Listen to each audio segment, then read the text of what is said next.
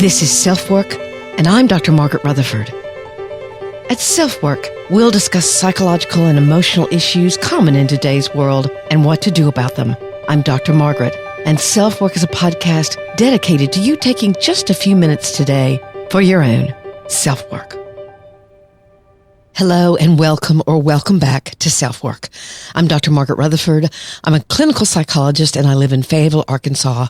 And I began this journey of a podcast about 4.5 years ago when I decided to extend the walls of my practice to several groups, to those of you who might already be in therapy and be very interested in emotional and psychological issues, to those of you who've just been diagnosed with depression or anxiety or some other kind of mental illness, or as they're now calling it, a psychoneuroimmunological illness. I think that's great. Stop calling it mental only. But you're also a third group, those of you who'd never darkened the door of a therapist or don't think you would, but have enough curiosity to listen to what someone like me might have to say. So thank you all for being here, and welcome again to SelfWork. As many of you know, I was a professional singer when I began this journey to become a therapist and a psychologist. The only thing I knew about therapy back then was that I had lots of it and I'd never laid down on a couch.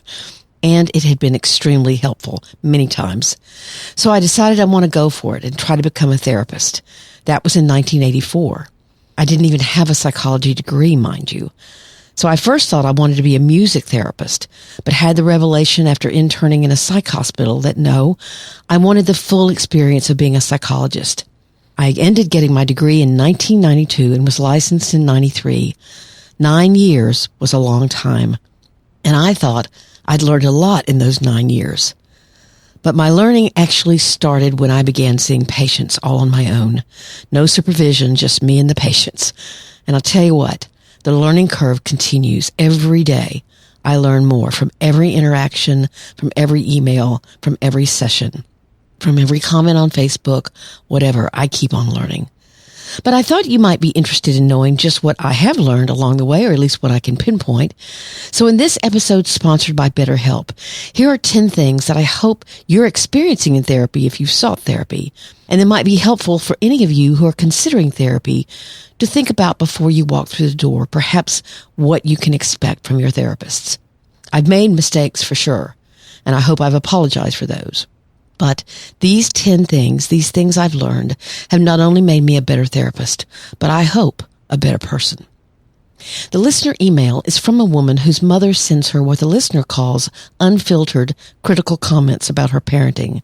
She's caught between wanting to love her mom, but not being willing to receive the non-asked for critical feedback. It's a tough place to be, but I hope I have an idea that can help her. So sit back and relax, or drive wherever you're headed, or if you're running, take a big breath right now as we dive into things that I've learned as a therapist.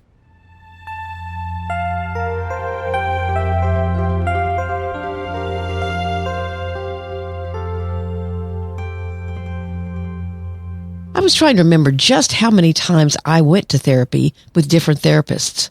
I counted, and there were 10 different therapists in a 2-decade period of time. Some were marital or couples counselors. Most were individual. One was awful, 2 were outstanding, and the others were helpful. I get the question a lot from SelfWork listeners, but how do I choose a therapist?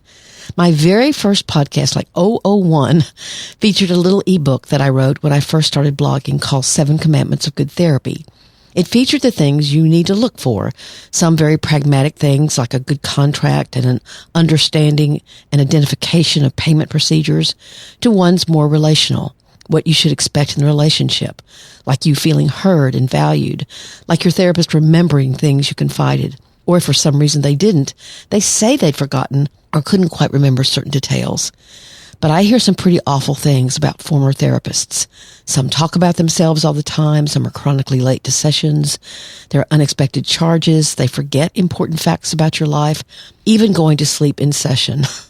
I've yawned a few times. Sure, we're all human, but going to sleep, it's just totally unacceptable. And you know, you can get that book for free if you subscribe to my website, which is drmargaretrutherford.com. But you also can listen to the #1 episode. So I sat down today to write about What are the things that I've incorporated into my own style of therapy, into how I approach individuals or couples that have been influenced either by my own therapeutic experiences or simply what I've learned along the way as a therapist? So I first made a list of what I most value or think is helpful to my patients that I actually try to do. These things make therapy different than your friendships and your family relationships. It's not that these things don't happen in those relationships, but a therapist tries to make therapy the safest place possible for someone to grow and heal, grieve, and reach insights that lead to change and compassion for self. The list was a very interesting thing for me to do, actually. And they aren't in any particular order, but are listed simply in how they came to me. As soon as this episode is over, I'll probably think of some others. But I suppose one of the most important things I've learned through therapy is that imperfection is normal. You don't always have to be absolutely right or sure. So let's get started. Here's number 1. I've learned to wait. I've learned the importance of timing. Perhaps you can see someone avoiding or suppressing, but you don't become impatient at what they don't seem to be able to see or they're guarded against. We all have the experience of watching friends and loved ones, people we really care about, keep on doing things that are self-destructive or a part of an entrenched habit that's harmful, or they stop doing things that have been helpful. It's not that a therapist sits and simply watches some catastrophe unfold. No, if there's danger, then it becomes your job not to wait, to directly point it out and to alert family if there's immediate danger. But in more normal situations, waiting, offering space, not having your own agenda or timeline, makes therapy a different kind of relationship. In fact, if I make a specific recommendation, I'll frequently say to my clients now, this isn't school, this is a recommendation, not a required assignment. I know in therapy myself, I learned just as much from what I wasn't ready to do as what I was ready to do. It helped me become more aware of my own fears, my vulnerabilities. It's kind of like when I work out with a trainer. Sometimes I have to say, I tried that, but I can't do it. I'm not strong enough, or I lose my balance. Can we modify it, whatever it is, so I can take a smaller step? We wait, take a smaller step, and then see where that leads you. Here's number 2. I remember in my 20s telling my therapist at the time that I think I felt like 2 different people sometimes, and I very naively wondered, and then said it out loud, if I had multiple personalities, or DID as they call it now, dissociative identity disorder. And DID is a severe mental illness caused from horrible trauma, and I didn't have any of that. She must have wanted to start laughing at my huge naivete, but she didn't scorn me or say something like, how could you be that silly? I was looking for answers for why I sometimes didn't understand my own behavior. I wasn't using the right language, but that was my reality. So even though her more learned perspective gave her knowledge that I didn't have, she hung in there and tried to understand my perspective, to understand things through my eyes, so I could grow and learn and change. She was kind. That's empathy. You don't scorn a 3-year-old for believing that they're going to be able to touch the clouds when they get taller. That's their perspective. And what I was trying to explain was that I didn't understand my own behavior, and the therapist approached with empathy. And isn't it wonderful if you try to see the world through that child's eyes? This is an extremely important skill when, as a therapist, you don't share culturally or ethnically or racially the same background as your client. You have to try to see things from their perspective and not assume yours will work. So empathy is number 2, and realizing that your experience is different. Maybe you know more, but maybe you know less. And so understanding and having empathy is very important. Here's number 3. Being a therapist has definitely made me aware that there's far more about life that I don't know than what I think I do. And what I've learned is that curiosity keeps me open. Sometimes I'm simply wrong because I don't know enough. So I'll often use the word wonder with my patients, like, I wonder if you could be thinking or feeling or whatever, angry, for example, or I'd ask, could you be feeling anger? Rather than, I think you're feeling angry. You can hear the difference. I'm staying curious. I want to know what their experience is. It leaves the conversation open. Or sometimes I'll even very genuinely say, I want to see how this sounds as I say it, and then let's talk about it because I don't really know what it's going to sound like. I'm opening the door for discussion. I'm not saying that I know something is absolutely true. Maybe my wonderings are accurate, but maybe they're not. What I want them to do is to lead the conversation into a place where it is helpful. I think this can be, of course, very helpful in any relationship you're in, to stay curious rather than to believe you're right. Number 4, I've learned when to listen to my gut. When I say listen, that's what I mean, not trust no matter what. There are certain things I feel in my gut that I trust a fair amount because I've had lots of experience in that area. But we all have blind spots. The best any therapist or any person can do is to try to recognize those spots. Talking with other therapists I respect can help me see that. But something I do have a lot of experience with is abuse and trauma, and I can pick up on when someone's being abused and yet they're not saying so. I'm pretty good at sensing that. Maybe because I did the same thing in therapy years ago. I wasn't open about the abuse. And so I can pick up on body language and things like that. There are certainly times that I wish that I'd listened to my gut when I didn't. And I haven't seen something developing that needed to be seen, or at least could have been. What I've also learned is people can lie really well, or they can simply not be ready to be more forthcoming.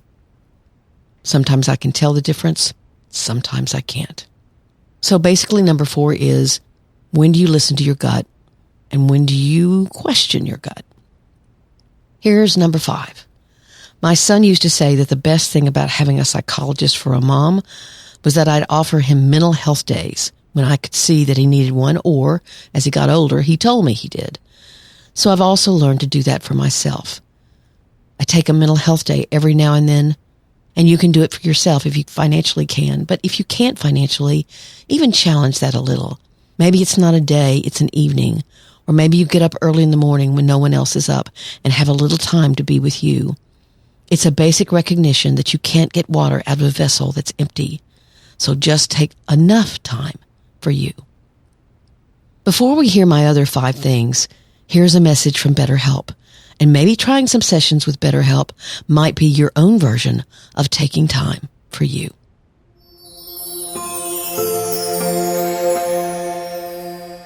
BetterHelp has now been a sponsor of SelfWork for a few months, and I've been hearing how pleased you are with their services. I couldn't be more excited about that, as by now you know I'm a huge believer myself in the power of therapy. What is BetterHelp? It's an online therapy service that has earned the number 1 ranking for the quality of their service to their consumers. When you contact them, you are offered several different licensed professional therapists to choose from, all that have been vetted by BetterHelp. You can have sessions via video, text, or phone. And I found, because of course I checked it out before recommending it to you, that each therapist was very available, literally a text away, and made some of the same therapeutic suggestions to me that I'd offer myself as a therapist. Here's an excerpt from a listener who wrote in.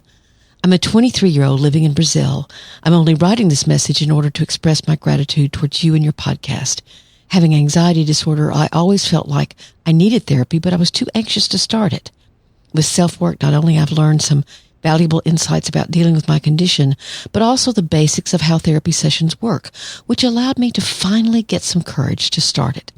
With the coronavirus pandemic, I'd also been concerned about attending personal sessions, but then I learned about BetterHelp in your podcast, and it sounded just perfect for what I needed. I've been getting online counseling from BetterHelp for 6 weeks now, and I feel like it's been helping me a lot. That's just so wonderful to hear. And now BetterHelp has a special offer for you. 10% off the first month of sessions if you use this link. TryBetterHelp.com/selfwork. That's TryBetterHelp, HELP.com/selfwork. I'm never more honored than hearing someone sought therapy after listening to SelfWork. And if SelfWork is helping you, maybe BetterHelp is your next step. Here comes number 6. In therapy one time, again, some of these are based on what I learned from working with other therapists, I was shaming myself big time for getting angry about something and then doing something I regretted. I must have been pouring the shame on pretty heavy because my very mild-mannered, soft-spoken therapist revealed to me that she'd come close to breaking a plate over her also mild-mannered husband's head one time. I started laughing. I've never forgotten. I knew he was mild-mannered because she'd sent me to him for hypnosis. Now that was helpful sharing. But not all therapist sharing is helpful. Just like no one likes for someone to butt in and make something you're saying as about them, right? That's self-centered. I've learned that there are times, and therapy sessions are those times, when sharing about yourself should be at a minimum, and only when it's truly helpful. Now, the longer I have seen people, if I see people for several years, for example, they find more things out about me because they know I'm going on vacation or they've learned my patterns. But still, that boundary between what you share and what you don't is very important to maintain. And you should know that as a client yourself. Your therapist needs to only share about themselves when helpful. Number 7, it's hard for me to remember what my first therapy sessions were like, the ones where I was the therapist. I remember mimicking my own therapist, saying things she'd said to me, for example, if it fit. But slowly I became much more like me, the me outside of my therapeutic role, and that felt very good. You didn't get one Margaret at the grocery store and another sitting across from you in the office. This awareness became even more important when we moved away from Dallas to a much smaller town. But it's also been a gift. Not to feel like I put on a persona as a therapist. That's just yuck. I wouldn't want to live that way. I don't care who I was or what I did. I wouldn't want to be one way at work and then a whole nother way in my personal life. In fact, sometimes I know when I'm working with a lawyer, they act like a lawyer in their own relationship, and it is not helpful. I'll never forget a therapist I had here in Fayetteville who had a huge poster of Bruce Springsteen in his waiting room, and I love that. That's just him. And I've also tried to make my own office comfortable and casual, but guess what? It looks a lot like my home. And I probably listen to my friends' problems a lot like I listen to anyone's. The difference, obviously, is they know what my own struggles are as well. But what I learned was to be me, just to be Margaret all the time. Number 8, I've learned to think outside the box and be creative when asking patients to take risks. Not the same old, I guess. And sometimes I even like to suggest assignments that are meant to insert humor. Like if I'm working with a couple, for example, I'll ask them to have a water pistol fight. Or I ask an individual patient to risk a little, like stand by some weird fruit at the store and ask someone buying it how to prepare it. Something to get them out of the same old routines. Like they go to the grocery store and they never speak to a soul. Here's an example of what a therapist asked me to do. I think you'll find this amusing. I had a therapist one time. It was the mild-mannered husband of the example beforehand. He handed me a baby doll at the end of the session, and it was incredibly lifelike. I was really puzzled, and I asked him what I was supposed to do with it. Treat it like you wish you'd been treated as a child, is what he said. I sheepishly said okay and walked through the waiting room holding this doll. Well, I was meeting a friend for lunch, and so I took the doll into the restaurant with me, holding it like you'd hold a baby. It looked so real, the waitstaff asked me if I'd like an infant seat, and I said yes. A couple of people even stopped by the table and kind of goo-gooed at the doll, and I didn't let on. I felt a little nuts, but, so what? After lunch, I threw the baby doll into the back of my Mustang and didn't think about it until the next session, when I got it out and went inside. So, of course, he asked me what I'd done with the doll all week, and I promptly told him I'd basically had a little fun and then ignored it. So he said, "So you treated the doll just like you wished your mother had treated you. You wished she'd had a little fun with you, but you basically wished that she had let you lead your own life." I was astounded. He was so right. It was kind of a wacky way to experience that, but sometimes wacky is good, and I've never forgotten it. So I try and think of little things like that, things that can be very powerful and sometimes funny, because laughter is so important in healing. Number 9 may actually be one of the most important things that therapy offers, and learning how to do it has been very, very meaningful. What is it? You learn how to hold a safe space for someone. You let them unwind, even feel unhinged, and then you guide them into a safer space. It's a huge part of being a therapist. This memory came back to me as I was writing this that I'd totally forgotten. I remember actually having a panic attack in my therapist's office. I'd never felt like I could allow that. It was far too vulnerable. But I'd felt it coming on, and where before I would have excused myself and walked out of the session, or I'd gotten one of my little pills out and swallowed it, instead I let it be. He was holding such a safe space for me. I could do that. I could let this part of me that I was so ashamed of be seen up close and personal. What a gift to give someone. Now, a therapist has to be very emotionally attuned to someone for them to feel that safety.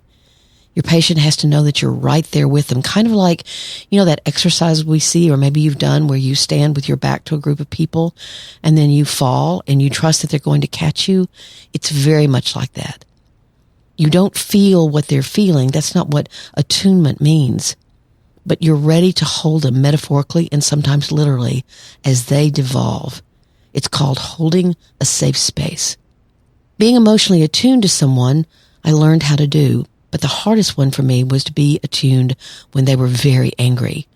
At first, I had trouble with holding a safe space for anger.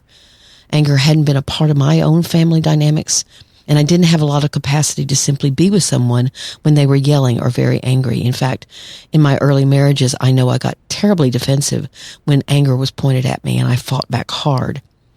But I learned something very important for me as a person and for me as a therapist, that you can be in the presence of anger and remain still yourself and keep listening.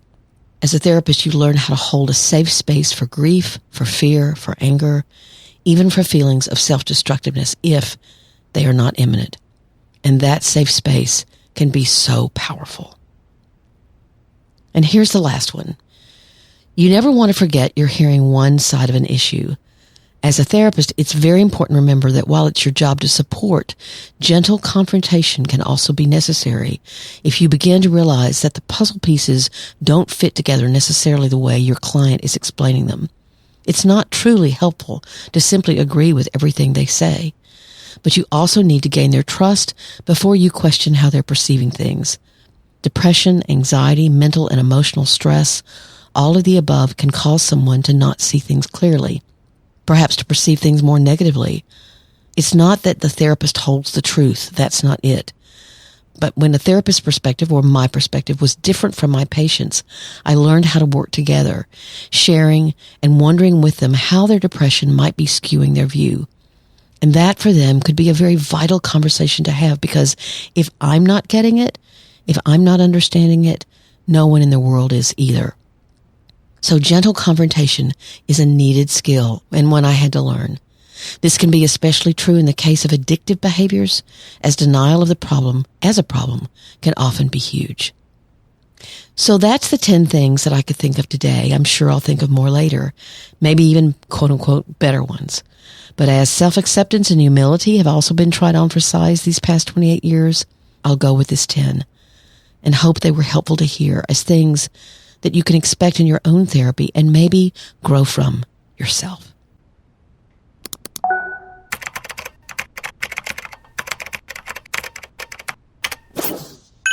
The listener email today is from a 50-something daughter whose mother justifies her being not only intrusive but critical. You don't get to say what I can or can't say is her mother's message. So what would you do? Hi, my name is Robin. My mom sent me a text in response to my own frustrations with my adult children. I was just sharing with her. Her response was, I don't get to choose how my support is delivered to me or what form it comes in. And I disagree with that. She thinks it's okay to say whatever she wants to me, whether it's hurtful, unfiltered, and this happens all the time. I can't criticize her or bring anything up with her. If I do, she will throw the same issues from the past, from 20 years ago, 10 years ago, 5 years ago, and it's the same rhetoric each time. She cannot accept criticism, but she can dish it out. And I don't know how to process all of this and what to say to her in response. I want to love my mom. I'm 55. She's 72. I want to love her, but she's just, I do love her, but she's very difficult to deal with. And she's really put many wedges between our family members and caused a lot of pain. And I'm a very sensitive person, and this has really affected me. So this listener is asking, What do you do when you try to set a boundary?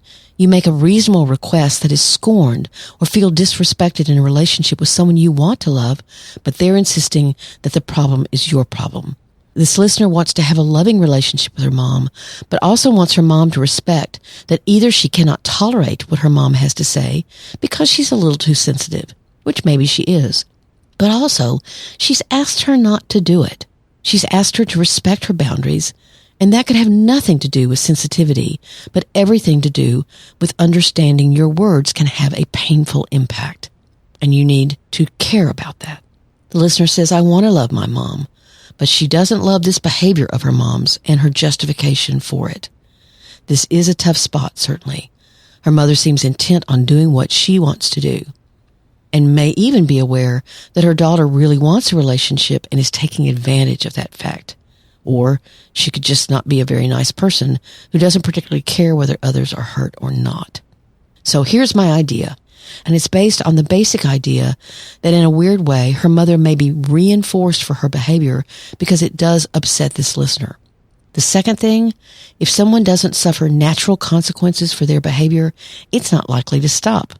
So, my message to this listener, I think you can offer love to your mom while at the same time telling her you won't respond to her texts or emails about your kids, that your children will simply not be a topic of conversation. So, if she brings it up during a conversation, you politely but suddenly end it. You don't yell or cry or give her emotional input. You simply cut her off. Mom, you know the rules. I don't talk about the kids with you. Talk next week or whenever. And you get off the phone. You stop texting. There have to be consequences, and you removing yourself from the situation and your relationship with her temporarily is the consequence. But you have to take your own emotions out of it. It would be one thing if you were asking her opinion, but you're not. So I hope that's helpful. It's again about setting a boundary and sticking to it without an emotional response.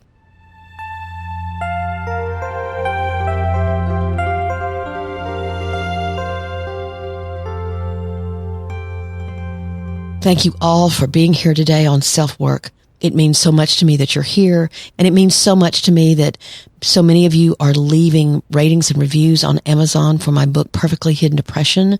That book is for anyone who knows that control is paramount in your life because you do not want anyone to see your vulnerabilities. And you've created this perfect looking persona, maybe not perfect looking for you, but anyone knowing you would say, oh yeah, she's got the perfect life, when really it is far from perfect. And I've got 60 exercises in the book to help you out of that place because it's terribly lonely and can even become deadly. I'd love for you to leave a review or a rating also on Apple Podcasts or wherever you listen to SelfWork. People do judge these things by how many ratings did she get or what's the oldest rating she's gotten or the oldest review, because it gives them a sense of why people listen. And I read them and it means so much to me as well, even constructive criticism. Please email me at askdrmargaret@drmargaretrutherford.com. My website is drmargaretrutherford.com, and if you subscribe there, you'll get a weekly newsletter from me giving you some of the current things I'm involved in, maybe seminars I'm giving, or like I participated in one this weekend that was amazing, and it was in my newsletter. I was just one of 5 or 6 speakers, and I couldn't believe the other speakers were truly motivational. I stayed the whole time. So subscribe at drmargaretrutherford.com. And like I said in the intro, you'll also get my free ebook about the 7 commandments of good therapy. I've got a Facebook closed group that you're welcome to join. I'd love to have you at facebook.com/groups/selfwork. And I'm also over on Instagram and having fun there. I've made so many friends there. Instagram is just a very friendly place. I really like it. So again, thank you so much for being here. I hope you enjoyed Jenny Lawson's episode last week. I found her fascinating and so genuine. So I hope you enjoyed that. Or if you didn't, give it a listen. She's an incredible writer and speaker about depression and advocate for mental health. And she's funny. Take very good care. I'm Dr. Margaret, and this has been SelfWork.